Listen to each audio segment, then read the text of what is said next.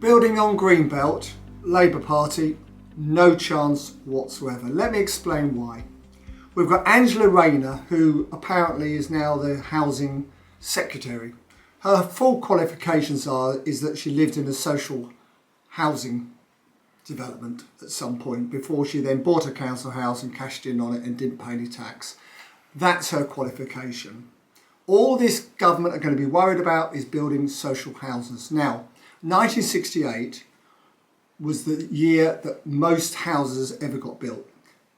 We built 368,000 houses in 1968. That is a record never to be broken, certainly not in the 5 years of this Labour government. The difficulty building Greenbelt, and I'm not talking about Grey Belt, which is another thing altogether, that's land that has had previous buildings on it, so that is possible, I accept that.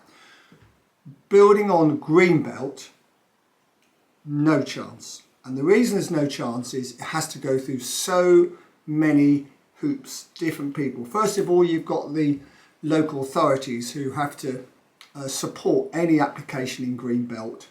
They're unlikely to want to release any of their Greenbelt for housing. That's the first thing.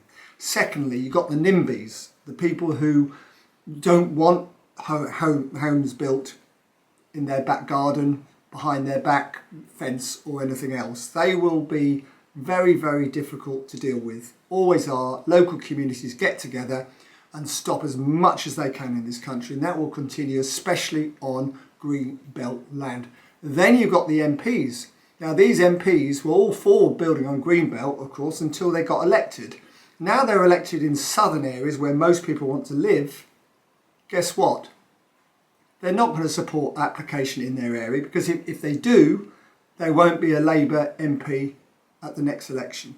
So there are three good reasons why we won't see any houses being built on Greenbelt.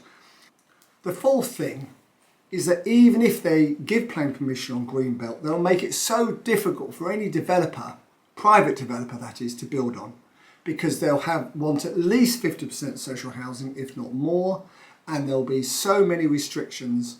I really can't see it happening. Whether it can happen for social housing, I doubt that too. Let's see if I'm right in the coming years. See you soon.